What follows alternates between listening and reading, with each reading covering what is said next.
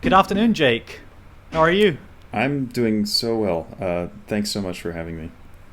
It's my pleasure. So you're one of the few GeoGuessr players who goes by your real name. Isn't that the case? Yeah, I think that's correct. Yeah. Probably the only one with what Rainbolt who goes by his family name. hmm Yeah, and then I guess I suppose GeoWizard uses his name as his username, but on the game. But yeah, there aren't a lot of us, I suppose. Any reason why you did not choose a username? Lack of creativity. I think when I signed up for GeoGuessr initially, like I signed up with Facebook, and it like automatically made my account name just my name. So I kind of just that was my account name, and then I just kind of stuck with it. Let's backtrack for a second. Tell us who you are. And I suggested before this recording that maybe you think up of three keywords or three numbers, but really whatever you want to say to introduce yourself. Like who's Jake? Who's Jake Lyons?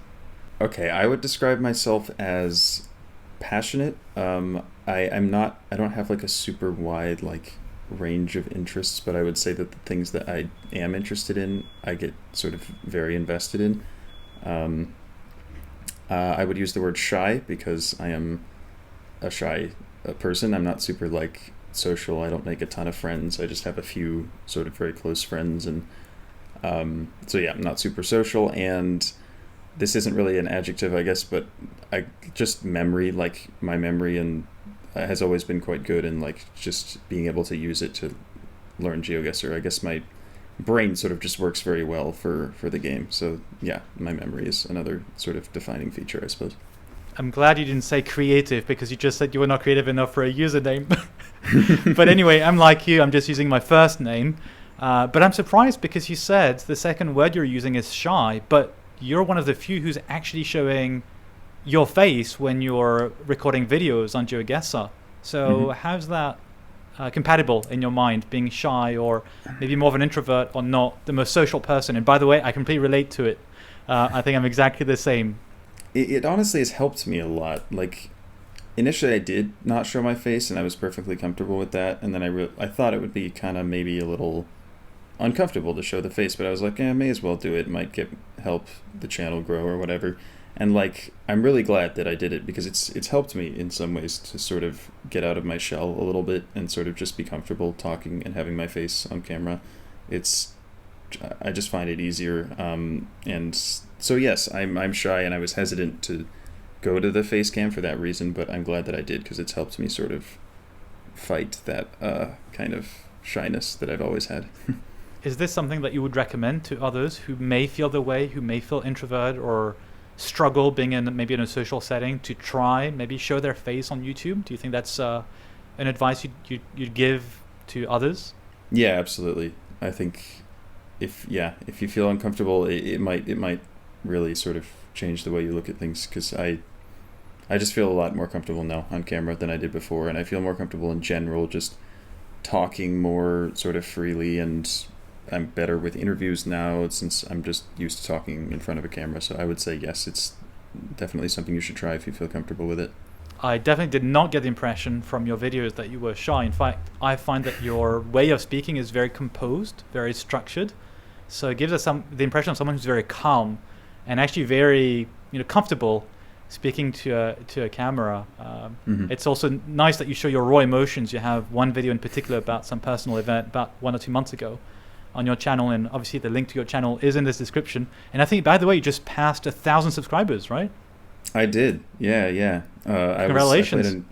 I played in a Rainbolt tournament with Rainbolt himself, and my subs jumped 70 that day. So yeah, just hit 1,000, which is super exciting.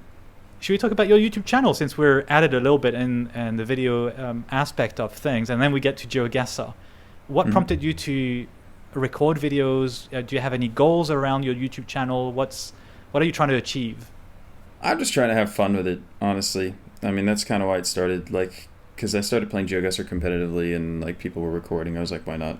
May as well just record my POVs and stuff. And I was just doing Reddit League and stuff at the start, and it kind of just blossomed from there. But I do it because it's fun. I really like being able to share my sort of thoughts and experiences on GeoGuessr with sort of the broader community. And Goals, I don't know. I mean, it's fun to see it grow. Like, I'd love for it to grow more, but honestly, for now, I'm just doing it because I like it a lot. I've noticed you have a range of different themes of videos, if I'm not mistaken. I don't know if you're structuring things that way as well. You have a number of league games. Mm-hmm. You have the one series around the road to number one. How do you structure your videos? Which one you decide to record and upload? What do you have at the moment? It's starting to get a little out of hand, to be honest, because now I have more and more ideas of things I want to do, and it's hard to like fit all of it in. But yeah, I mean, I play in a lot of leagues. I like to record them. I mean, that's kind of how I got started playing leagues and uploading them. So they do usually get fewer views than other videos.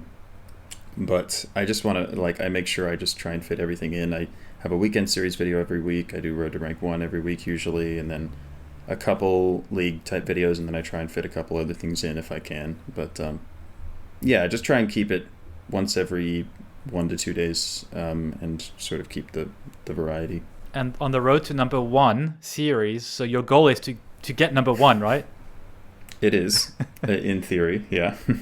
I guess you may have seen that Zigzag is also trying to get to number one, right? He is, although he's playing no moving, which is completely insane. Do you think it's impossible to get to number one? No moving, yes, but I admire him for trying. It's really impressive, the fact that he's able to get, even close to it. But I'm barely able to get close with moving, and he's obviously a great no moving player, but I think actually getting to number one would be extremely difficult for him. Not a criticism, but I notice you get pretty annoyed when you're confronted with someone cheating or you suspect of cheating. Not criticizing you, because I get annoyed just the same, but I notice this in your videos. How do you handle that? The emotional aspect of it? Ugh, it just sucks, really. It's just demoralizing, because there are just people who cheat, and there's not really much of a way around it. But I have to, it happens on occasion. I have to just kind of, say whatever, move on to the next game, go win the next one. Cheaters exist. I'll report the player if they're obviously suspicious, but at the end of the day, it's not too much you can do. Let's come back to the beginnings. Mm-hmm. What prompted you to stop playing GeoGuessr in the first place? How did you discover the game? And what made you think, hey, you know what, I'm pretty good at this, or I can get good at this? How did it all start? Do you remember? Yes. So it all started some time ago, probably 5 years ago. I first heard about what GeoGuessr was. But I didn't play seriously. I kind of just knew what the game was. I was like, this is cool, but I never thought about actually getting good at it. And then there was a paywall, and I was like, oh, I'm not paying for this game, so I just stopped playing it altogether. And then a couple years later, I discovered GeoWizard, which is probably how a lot of people got into the game. And that was when I kind of realized, dang, you actually can get really good at this, and this is something that I think I could get good at. So I started playing seriously then and kind of never looked back. How much do you practice today? Do you have a rough estimate of the number of hours per day or per week on an average basis? Yeah, it depends, but I would say maybe 2 to 3 hours maybe a day, and that's including actually playing games, playing tournaments, and also studying things, because there's a lot of studying that I do that's not directly playing games. But yeah, all in all, probably 2 to 3 hours a day. What's your method for studying? I've asked the same question to everybody so far. Most people just use their brain. They don't have a specific method. Do you have a method? Do you have maybe either a digital system or a way that you go about studying and say, hey, I'm going to do this country or another, or focus on utility poles or bollards or whatever it is? Do you have a system in place? Not really a strict one. No, I play a lot of games. I've started recently just kind of focus on certain countries. I was learning a bunch of Indonesia for the past couple of months. I'm starting to learn Japan now. So I kind of go from country to country, places that I'm trying to get really good at, but I don't really have I don't have a document or a system that's super strict. I kind of just play it by ear, basically. What do you find currently the most difficult when you play GeoGuessr? Because you've attained such a high level, you're among the very top players in the world. You don't need to be too humble about it. It's pretty obvious to everybody who knows a little bit about the community. But what do you still find difficult among different things that you may be confronted with when you play? Honestly, the thing that makes it most difficult is also the thing that makes it the most fun, and it's basically just that there is always more to know. Like, I've studied a ton, I've put a ton of hours into the game, but it's almost like I've just scratched the surface. I mean, there's so many super specific things that you can continue to learn, and just there's always ways to get better. So, I mean, that's what makes it difficult, because there's just so much, but at the same time, that's what keeps it fun and fresh, because there's like everything that you sort of take on is like a completely new thing, and it's always fun to just learn more. What advice would you give to someone who starts playing today, and assuming they've seen videos of GeoWizard or your videos, and they feel, oh, that's interesting, but I'll never get to that level. It's just overwhelming, especially as more and more players get better. At least that's the impression I'm getting, because there's more and more interest in the game. What would you tell to someone, anyone today, who would like to start playing? How should they get started? What kind of mindset should they have? Now more than ever, like, people have started to get serious about the game, and they've started to sort of compile like useful resources and tips. So like when GeoGuessr started, it's like there weren't like extensive resources on the game basically, but now there's really a lot of stuff. So there's places like geohints.com or plunket.net, and Plunket has like a Discord server and everything that has a bunch of stuff in it. But using these resources, like, they just have anything you want. Like, you want lists of like bollards and poles and whatever, like meta, all these things that it are sort of considered essential to become like one of the best at the game. You just have to put the time in, and these resources that didn't used to exist and now do are invaluable. So, and I still use them all the time today. So yeah, using sort of those resource repositories basically is everything. Just a month ago, you went to Paris. You didn't say it, but I hope it's okay to say that you're from the US, and you traveled all the way to Paris to compete in the, I think, is it the first World Cup, the first GeoGuessr World Cup? Mm-hmm. Yep. With 3 other teammates, you went pretty far into the game until that fatal snow. In the United States, what's more, right? It was not Scandinavia, it was the US. Yeah. You want to talk about that experience and how it felt to go all that way and maybe just lose at that point? I mean, it was all in all, just broadly, the Paris thing was just one of the best experiences I've ever had. It was absolutely amazing. It was so fun to meet all these people that I've been talking to for months or even years, and watching as well on YouTube and looking up to. The tournament itself, I mean, yeah, we made the semifinals out of 30 teams, which was fantastic. But yeah, that final round was that hurt, especially because it was kind of me who was sort of directing the conversation on that round, and I was sort of the one who was pushing the idea that it was Scandinavia, and then it wasn't. So that was not good on my part, but I think all in all in the tournament, I think I played really well. Obviously it hurt to lose when we did, but all in all it went really well, and it was just an unforgettable experience. So do you have some thoughts around how you'd like to see either the game itself or the community evolve? Anything that gripes you or anything that you'd like to see evolve? I'll give you an example. For instance, I feel, and maybe that's just an impression, there are not many women, right? Not many girls and women playing this game, for instance. It's sometimes very much true of a lot of video games. And I'd like things to be very diverse in general. That's what I do at work, among other things. But that's one pathway. There could be other things that you have in mind in terms of what can make the community even nicer or bigger or more interesting. Any thoughts around that?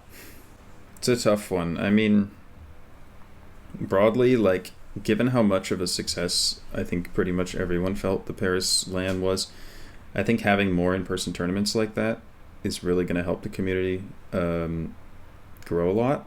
I mean, I think it's starting to get to the point where there's enough interest in GeoGuessr where that kind of thing can start to happen more often.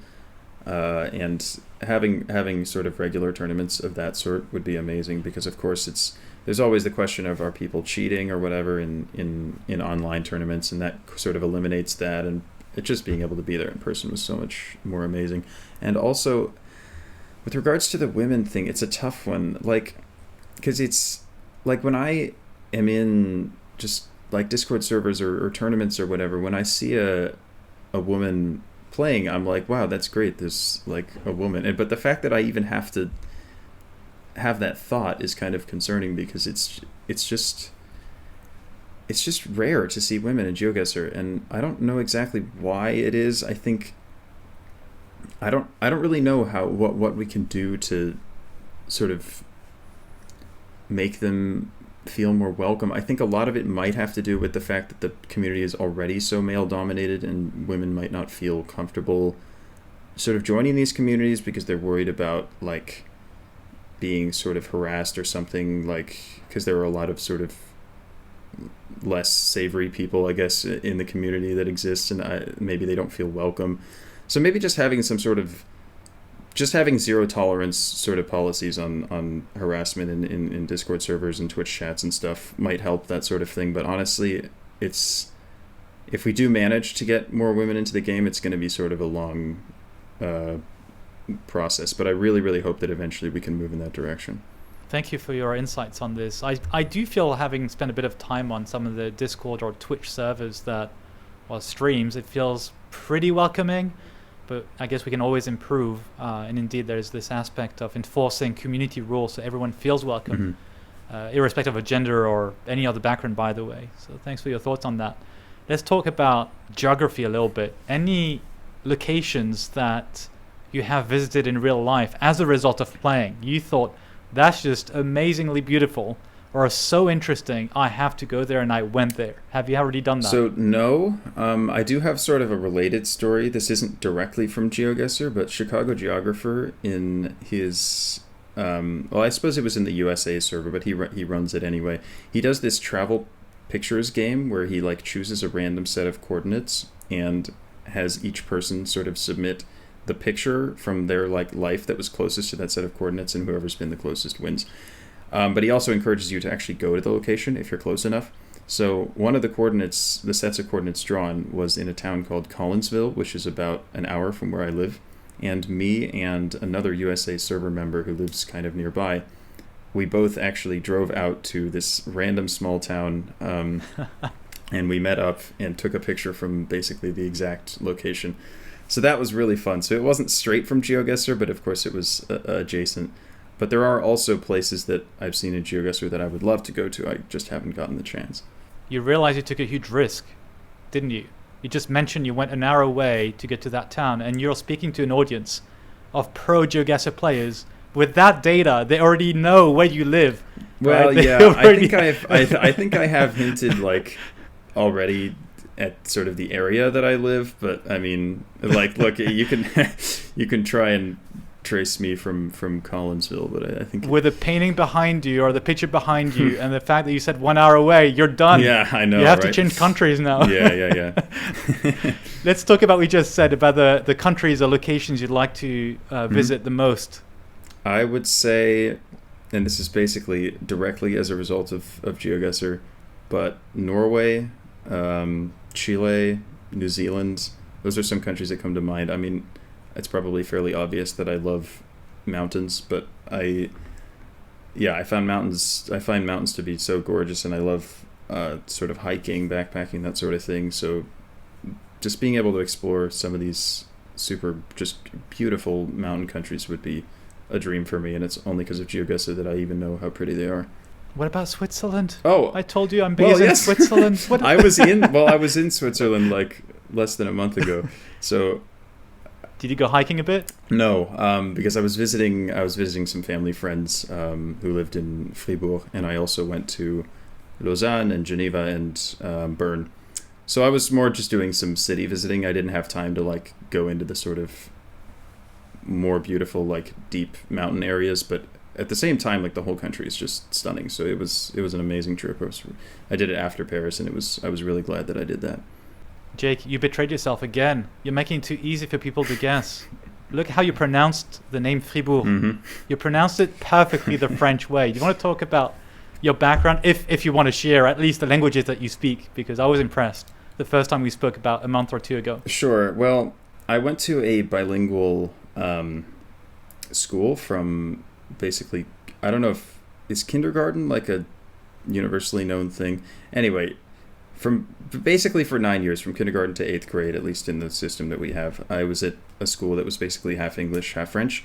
So I started learning French from a young age. And then after that, I kind of didn't speak a lot of French. So my French at the moment is admittedly very rusty, but I do speak quite good French. And then other than that, not a whole lot. I can sort of get by in like Spanish and Italian, but certainly not as much. But basically, it's English and French. But what I do is I've always had sort of a knack for being able to pick up phrases and things and pronounce things in sort of foreign languages. So what I do on specifically my Reddit League videos on my YouTube channel, is I often do intros in other languages where I translate like a paragraph into another language and then just say my intro in a different language other than English. And I find that really fun, and I think the comments enjoy it as well. Is there a specific language you're interested in learning? I would say getting better at something like Spanish or Italian, or brushing up on my French is maybe the first priority. And if I'm able to get past that point, then maybe something like Swedish or German or something would be sort of a fun thing to try and learn, like a Germanic language, because there's a lot of German speaking people, for example, in the GeoGuessr community, so it'd be fun to sort of be able to communicate with them too. When you're not playing GeoGuessr, how do you spend your time, if you're willing to share? I'm a big sports fan generally. A lot of soccer/football, baseball. I'm watching almost all the World Cup games right now, so that's super fun. And you're supporting which team? Hint, you know where I'm from. Switzerland. I don't. You can also say France if you want. That's totally fine by me as an original Frenchman. US, of course. And my second team is Argentina, because I'm a big Messi fan, and he deserves a one final good run in the World Cup. So I hope Argentina do well. And then France is probably my third team, because I like France. I speak French. I've spent time in France, so it's fun to root for France as well. So what's your prediction? Because this is the teams you're supporting, but what's your prediction? Is it Brazil? My somewhat hopeful prediction is Argentina. Okay. In my initial bracket before the World Cup began, I had a final of Argentina-Denmark, which Denmark is obviously a total long shot, and especially now that they're probably not winning their group, they're probably going to end up on the hard side of the bracket, which would make it very hard for them to reach the final. But yeah, my prediction was Argentina-Denmark. Do you play some soccer as well? I did. I don't anymore. Okay. Yeah, I did for a couple of years, and I started to realize I don't really like running very much, which is a bit of a problem given how much running is required. So yeah. What is something you believe in? Just jumping topics here. What is something you believe in that you think other people consider insane or controversial or maybe not usual, not common?